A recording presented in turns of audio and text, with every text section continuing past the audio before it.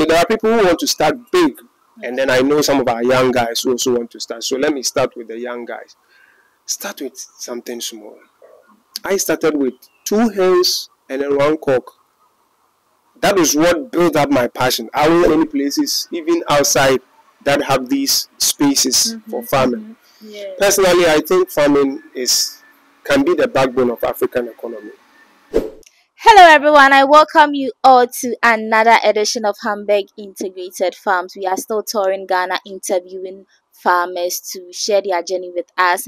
And today we are in Winchua Farms to have an interaction with the farm manager here. We'll go for a quick commercial break. When we come back, I'll introduce him and then we'll get started. My name is Sika. Keep liking our videos, leave your comments and then subscribe to our channel if you haven't. Stay tuned for more.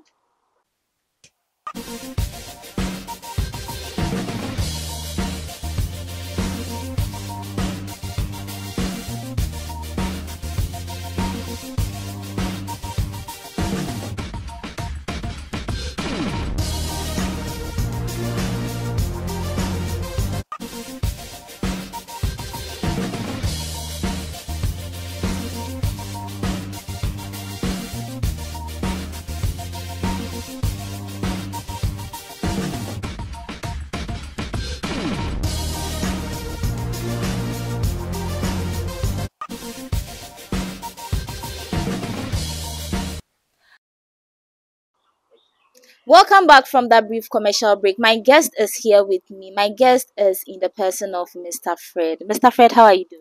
I'm doing great, please. And yourself? I'm also good by God's grace. I know you are the farm manager here, and what do you do here? For the sake of our viewers, I want you to tell us exactly what you do at Winchua Farms. Okay. Thank you and welcome to our farm. Like you said, this is Winchua Farms, and I happen to be the farm manager and then the caretaker as well. So my duty as a farm manager is to ensure that things are okay at the farm: feeding, medication, disease control, and sales of the eggs, collections, and anything concerning the farming and the general farming. I'm the one in charge. So for all who don't know, Winchua Farms is a poultry farm. Yes, they deal in poultry. And let me ask this question before you share how long you've been in existence. Is poultry farming profitable? Yes, it is. Comparing it to the other forms of farming we have. I would say yes, but it would be sometimes wrong to compare. But Okay. poultry farming is profitable on its own. When you want to compare, it's a lot of mathematics. But at the end of the day, poultry farming can be preferable. Okay. I don't want to give too much explanation, but the fact that you are getting production every day, that's what makes a difference. If you do pigs is a seasonal thing. Broilers is also seasonal. Yeah. But with the egg production, you are getting eggs every day. Every day. That makes it unique, Okay. honestly speaking. Yeah, so it's profitable. Yeah. How long has Winchua Farms been in existence?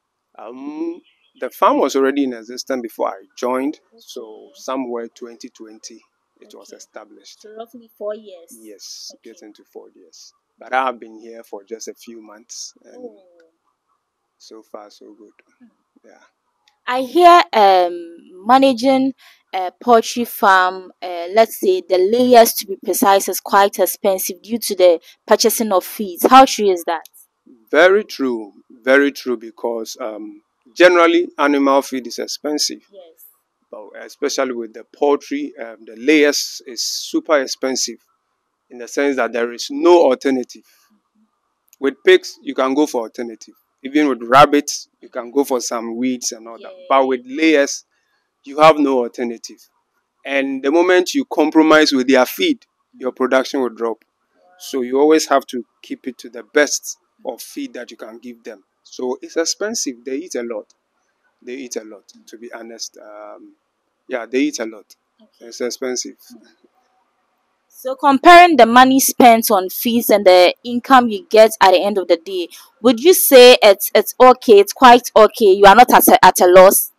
Definitely, yes. You are not at a loss if you manage your things well. You know, when there is no disease, when everything is on point and production is even up to 75%. Usually the norm is 80 to 90. Okay. Even if you get 75%, you will not run at a loss Wow. if you put things in order. Yeah, so there are some farmers, they don't keep records. Yeah. They don't have anything to say that this is profitable or am I losing. So in the end, people will have that perception that we are losing, we are losing. But what records do you use to prove that you are losing? I think that is one of the problems. But when you sit down and you do your calculations, you realize that maybe you will not get the profit you are expecting, but it's definitely profitable. Something to write home about. Of course, you'll be able to buy your feed, pay your workers, and then something small for the boys, for the bank. Yeah, I understand. So, do you have plans on bringing in broilers as well, or you are just dealing with layers? For now, to be honest, we want to concentrate on the layers. Okay, for now, meaning you have future plans of. When you are doing poultry farming and you are into the poultry farming, you can't limit yourself. Okay. Because once you have the structures available, you can decide to do broilers. That is seasonal. Yeah. There are others who do it on seasonal basis.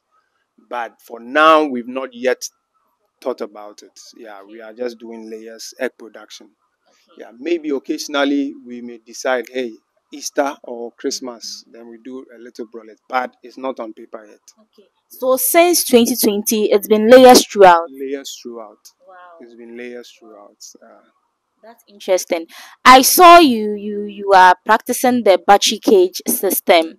Yes, why the battery cage system? Can you educate us on it? Maybe there are some farmers watching us and they have little knowledge about this kind of caging system. So I want you to brief us on it. Well, let me say I came to meet the battery cages here abandoned. Oh, okay. Yes, They weren't in use. they were not in use. They were all in this particular room. Okay. And there are so many reasons why they were not being used. But I, with my experience in rabbit farming using battery cages, I told my boss, hey, we can revive it. Okay. We can make use of it. Yeah, so knowing a few things about how battery cage system works, we put one or two things together and then we assembled everything. And before I opted for the battery cage, I had made a few investigations about those who use battery cage, the advantage and the disadvantage. Because I knew about the disadvantage. I was told that managing the litter was a headache, which is true, but it's not enough to overcome the advantages. So some of the advantages are you have you can manage your space. A space that can take 1,000 birds can take 3,000 birds for battery cages. Yeah, so over there we have 3,000 birds in one room instead of 1,000 birds. Then another advantage is, I wouldn't say it's not labor. That's one thing people always say, it's not labor intensive, but it is in a sense. Feeding them is very fast. You can feed them within a short time. The time you spend to feed 1,000 birds, you can use a similar time to feed 3,000 birds. There's that calculation. But then it's the removal of the litter that is a problem. Yeah, so that one is like a hectic job. But it's not also enough to stop one from. Production wise, battery cages, they don't eat as much. Really? Yes. Why? It's the same. I knew about it, I've been told and I've experienced it. Wow. These birds were supposed to eat 10 bags a day, but they are eating 7 bags a day. And is that not a problem? Never. It's not going to affect their laying. The whole thing is, even if you give them the 10 bags, you will come and meet a lot by the following day. Okay. So we noticed that no, they eat a limited amount of feed. And I think the reason is, those on the floor, when they eat, they use the energy to roam around. So within a short time, they are hungry. But with the battery cage, it's always inside eating. It eats a little and it's okay. It uses the rest of the feed to produce the egg. Then a little goes into its body. It doesn't waste the feed. Because when we are preparing feed, we check energy level and all that. So those on the floor waste the energy on roaming about. Whilst the battery cage, they don't. They have water close to them. So the feed consumption is low, and I've experienced it. It's not what I just read, but I've seen it. And then also the eggs are neat. Yeah, when you see the white eggs, for example, they are always neat compared to those on the floor. Disease wise, they are not close to their litter. So in deep litter, they can even eat from the floor. You get a lot of germs and infections. But with battery cages, you don't experience that. The water is clean, the feed is clean. They don't have any contact with anything dirty. So, talking about the battery cage system, with how close they are to each other, don't you think whenever there's a disease outbreak, it can easily spread amongst them? It doesn't make any difference from the deep litter. Deep litter to they are very close to each other. Yes, it can. That is a general problem. When disease strikes, and especially is an airborne disease, it will affect all of them. Yes, so it doesn't make it any different from those on the floor.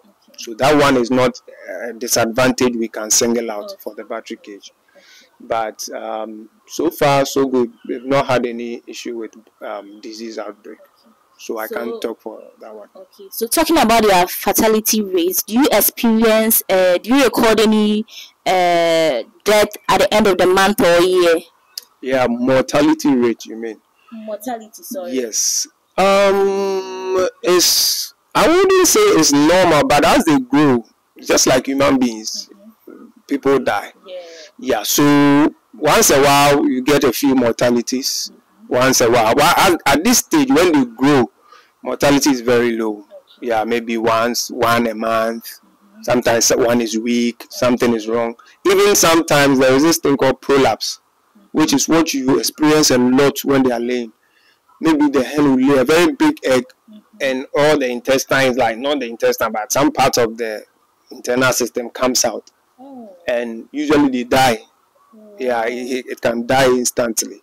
So those are some of the few things. Sometimes to worms, when you fail to deworm them on time, that one they don't even show signs. If you realize 1, 2, 3, then you have to know that hey, it's time for me to deworm them.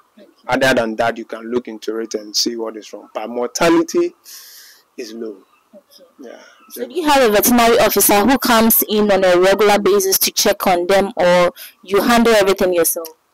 I would say for now we handle everything ourselves. I have a few people I call when it's beyond me. But you know, when you are a little experienced in this thing, there are some things you can do them yourself. Like you get to know that hey, this sign means this, and it's one of the main duties of a farm manager. Ability to diagnose disease and then recommend. Yeah, it's only when it's beyond you that you go for veterinary officers. Yeah, so what I knew was they used to bring veterinary officer here, but I think since I came, some of these petty stuff we just do them ourselves. Yeah. That's great. So how many eggs are you able to produce in a day? Okay, out of, they are not exactly 4,000, that's 3,800 and something, but we get like 100, 104, 104, 100, and for now it's 100, 104 sometimes it's erratic back. Yeah, so 100. Is it good? It's okay. Yeah, that's averagely 82, 85%. Oh, wow. And they have not even reached their potential yet, especially the white ones. We are expecting them to rise. We are looking at their peak 120x. Hopefully. Okay. Let's focus on Mr. Fred yourself. So I know you are a farmer yourself. Yes. So have you stopped doing your personal thing and you are now focused on managing Winchua farms? Well, I would say yes and maybe no. I think that coming here, I have that ownership mentality. I'm not just here as an employee. An employee. I have that ownership mentality to grow up with the farm. And I've made a personal commitment to stay with the farm. You know, I was running a rabbit farm. And a few ducks and sometimes some grass cutters. But that one was like a backyard thing. You know, so sometimes you have to, let me say, give up your vision to join someone who has a bigger vision. And I saw that. In fact, before I came here, I had an interaction with the CEO, and I saw that he has a bigger vision. I have the passion, so it hasn't changed much. I have, as I'm here, my mind is like, this is my farm. Wow. Although I'm managing it, but it's my farm. If it goes well, it goes well for me. If it goes bad, it affects me. So I'm not just here as a worker, no. And I'm here to stay. Wow. Yeah, those who know me, a few people know me, they will think maybe I've quit farming or I've not quit farming. I'm still in farming in a bigger way. Let me put it like that. Yeah. So do you have plans on doing your own personal thing in the near future, or you want to stay and then work with venture farms for the rest of your life? I would say now, if everything goes right, I'm working with venture farms. Wow. Yeah, sometimes you can't, predict into the future, but so long as I'm aware, I'm here to work with the farm. And yes, he told me some of the visions of the farm, which I find interesting. So, you can have a passion, but you need resource. Yes. And that is one of the problems I was facing. I was okay managing my own little farm, but you can't go to a certain extent on your own. So when you join hands with somebody who kind of has the resource and who is willing to also support you, sorry to use this narrative, but if my boss will not do that, in case my boss, let's say, sacks me, I will still go and do farming. Yeah, I can't leave farm in a way. I can't leave farming. You're passionate about it. Passionate. I'm passionate about it. So I hope things goes well, and I believe things will go. Because I would say, let me put it like 70% depends on what we do here. Yeah. So far as things are going well, he's also willing to let us go as far as we can go. So have you been doing farming all your life, or you had something doing and later decided to venture into farming? I can't say all my life. I was introduced to farming in 2015. I went to stay with one man after marrying. We just spent a few days, and a rich man, he goes to the bank, and when he comes back from bank, he goes to the farm. Wow. Yeah, and he had a few hens at the backyard. We go and collect their eggs, and I was like, this man is a banker and he has a plantain farm. So he would say, hey Fred, let's go and harvest some plantain. Wow. Go with our Wellington boot. And then, so that's when I started asking him about farming. So when I came back from that trip, I bought some few backyard hen hybrids. Yeah, so we started raising them. Then that's when I started developing the interest. And I started with turkeys, then goats. Then I moved to a certain house where I was able to do the rabbits in a certain extent. So that's when my farming passion started. And I saw that farming is a business. I mean, I was like, for me to be able to say I have a business was because of farming. I couldn't imagine myself selling shoes or selling some other goods. But farming made business a reality to me. I was selling, making money, taking care of my family stuff. So I said, no, farming is a business. So anyone who wants to do it, it's not just a hobby, but it's a business. I am a pastor. Yes, by the grace of God. And then I was also a private school teacher. But to be honest with you, yes, of course, we don't do pastoral work as a livelihood thing, especially in the beginning. So you definitely have to find something doing. I compared the private school teaching with the farming. I was like, no. Even when I was handling my own farm, what I was getting from farming was way a lot than what I was getting from teaching. And teaching was taking a lot of my time than even the farming. Yeah, with the battery cage for rabbit. You don't spend much time. I wake up early in the morning, I do my stuff, then feed them, go to work. By the time you come back, if they've given birth, you just check on them. I was spending very little time on them and getting more money from the rabbits than when I was teaching, you know. So I advised myself, I wanted to quit the teaching completely, but I was trying to make some other background work on the farming before Yeah. You make a decision. Yes.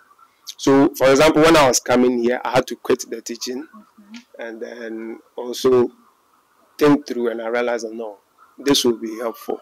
So that's why I came in. So I'm still a pastor. Will be starting ministry at the nearby town. Oh, wow. So if one wants to venture into farming, what advice do you have for the person? First of all, it depends on that everyone and their capacity. Okay. I know there are people who want to venture into farming big. I've interacted with people because I sell this spreadsheet for farming. So sometimes I meet people who tell me, hey, I now want to enter into this and this farming. I would like to know the calculations involved. So there are people who want to start big. And then I know some of our young guys who also want to start. So let me start with the young guys. Start with something small. I started with 2 hens and then 1 cock. That is what built up my passion. I'm not going to say that is what grew up the family, but that is what built my passion for the job. And then I went in for turkeys, just 2 females and 1 male. That time one was 50 cedis, so I bought 3, and I saw that it was something worthwhile. So those of you who are young, you can start with something small. I started my rabbit farming with 50 cedis. 3 baby rabbits that their mother had died. So I told the guy, they are so cute. Give them to me. Let me go and read them. So it was then I started following things on rabbits, reading online stuff. I joined some WhatsApp groups, some Facebook groups. And I said, no, this is something I can do in a certain way. So I started. Built, I think, 25 units. You built them yourself, or you had someone? No, I built them myself. Wow. So 25 units, I started with 25 does, and then it grew into something. I was really going far in the rabbit farming. And my wife can testify. People know me as Damus Rabbitry. I mean, the people who are watching, they can testify. So that's how it started. Then those who want to start big, I would tell them it's a lucrative venture. Okay. Yeah. One day my boss said, why do people go to school? He said, why do people go to school if there are certain things like this in Ghana that people can do? And I was like, you know what you are talking about. So those who want to enter into it big, yes, sometimes some of these management things can bring you down. That is where you can't push in all your money. But start from somewhere, study how things work. You can start with 500. Learn all the ups and downs. Then when you think, hey, I'm ready for this, you can put in any money you want to put in. And it will pay off. It will definitely pay off. That's what I know. Yeah. So how do you see the future of farming in Ghana? Do you think farming has a bright future in Ghana? Is the future not already bright? Is the current situation not already bright? Is it? Maybe we are not there yet. Yeah. But I want to believe that agric is one of the things God has blessed Africa with. To be honest with you, you see the lands you saw when we were coming. Yeah. We don't have so many places, even outside, that have these spaces for farming. Yeah. Personally, I think farming can be the backbone of African economy. I'm not an economist, but I know that something people can benefit from. There's a village here. People who go to farms, and you ask them, how much will you make from it? And when they mention figures to you, they're like, really? And when you see these people, they look like, sorry to say, ordinary people, and they are making some money. They come for this later here. Yeah. And so I ask them questions. So it can be one of the main things Ghanaians can go into and then build their country in a way. Okay. So I believe agric has a bright future. There's our leaders that we pray, they push in more funds and all that, and it will work. We are all praying for a better future for Ghana. So give us your final words, and how do we contact you if you want to get access to Ventura Farms? Okay, should I start with the final words? Okay, let me say final words. I think we've said a lot, and personally I believe that agric is something that can help any young person listening to me. I want to focus on the young people who are complaining of no job. Okay. Get somebody to sponsor you in any little amount. Don't think of You see, I've had people call me, I want to start with 50 bears. I said, go for it. Okay. Yeah, I had somebody call me, I want to start with 20 bears. It was funny, but I was like, Charlie, go for it. He was asking me foreign breeds and all that. I was like, boy, go for it. 50 bears, you will see the results. Yeah. So there are young guys out there that are looking for jobs. Some of them pay huge amounts of money just to secure jobs in certain sectors in the country. You can equally use those money to invest in agric and then make it big. Okay. Yeah, then I think that is it. Agric is business. It's business. There's money in agric. I mean, from running my own farm to managing somebody's farm, there is money in agric. That's what I can say. Yeah. And so those also who are watching us who would like to have interactions with us or maybe come and pick eggs or anything, we are located at Kwekrum. Kwekrum, Gumwa Kwekrum is a town after Akoti, getting to Senyabreku side.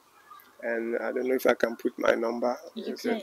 Right. So those of you who want to deal with us or do business with us, you can reach us on 050 5575 675. 050 So when you call, you reach out to me, then we'll talk. Okay. Thank you very much for your time.